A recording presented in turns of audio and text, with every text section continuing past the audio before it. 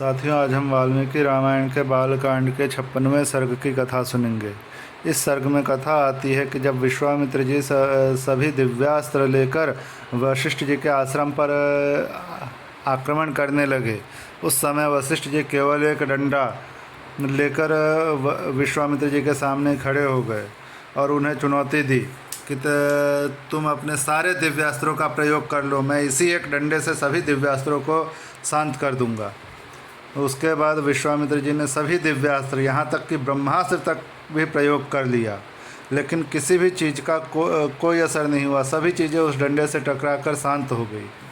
इसके बाद विश्वामित्र जी को पछतावा हुआ और उन्होंने कहा कि क्षत्रिय बल को धिक्कार है, अब मैं ब्राह्मण बनने के लिए तपस्या करूँगा।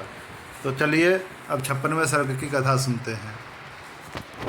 सीतारामचंद्राभ्याम नमः। श्रीमद् वाल्मीकि रामायणं बालकांडम 56 सर्गः।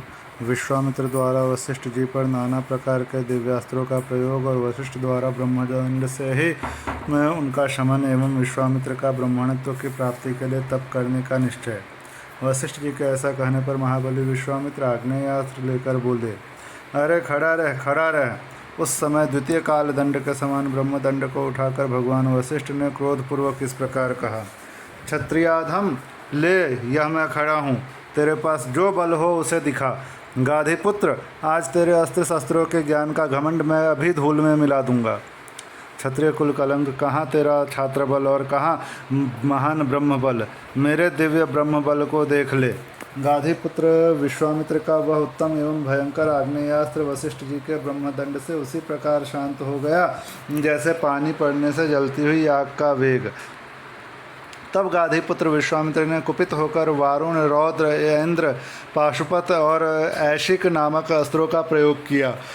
रघुनंदन उसके पश्चात क्रमशः मानव, मोहन, गांधर्व, स्वापन, जृंभण, मादन, संतापन, विलापन, शोषण, विदारण, सुदुर्जय, वज्रास्त्र, ब्रह्मपाश, कालपाश, वरुणपाश, परमप्रिय पिनाकास्त्र, सूखी गीली 2 प्रकार की अशनि, दंडास्त्र, पैशाचास्त्र, क्रौंचास्त्र, धर्मचक्र, कालचक्र, विष्णुचक्र, वायव्यास्त्र, मंथनास्त्र, हयशिरा, 2 प्रकार की शक्ति, कंकाल, मूसल, महान वैद्याधरास्त्र, दारुण कालास्त्र, भयंकर त्रिशूलास्त्र, कापालास्त्र और कंकणास्त्र, ये सभी अस्त्र उन्होंने वशिष्ठ जी के ऊपर चलाए।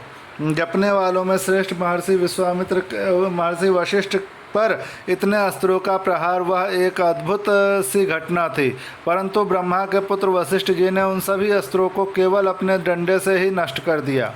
उस समय अस्त्रों के समय शांत हो जाने पर गाधिनंदन विश्वामित्र ने ब्रह्मास्त्र का प्रयोग किया।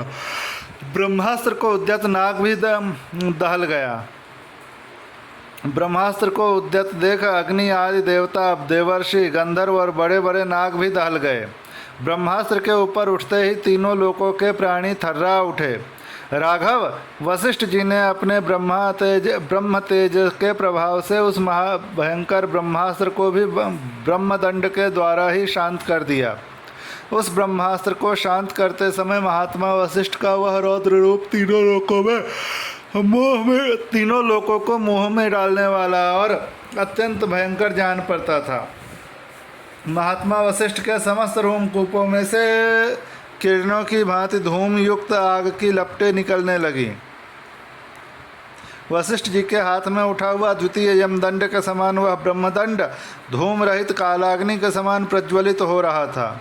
उस समय समस्त मुनिगण ने मंत्र जपने वालों में श्रेष्ठ वशिष्ठ मुनि की स्तुति करते हुए बोले, ब्राह्मण, आपका बल अमोघ है, आप अपने तेज को अपनी ही शक्ति से समेट लीजिए। महाबली विश्वामित्र आपसे पराजित हो गए। मुनिश्रेष्ठ, आपका बल अमोघ है, अब आप शांत हो जाइए जिससे लोगों की व्यथा दूर हो। महर्षियों के ऐसा कहने पर महातेजस्वी महाबली वशिष्ठ जी शांत हो गए और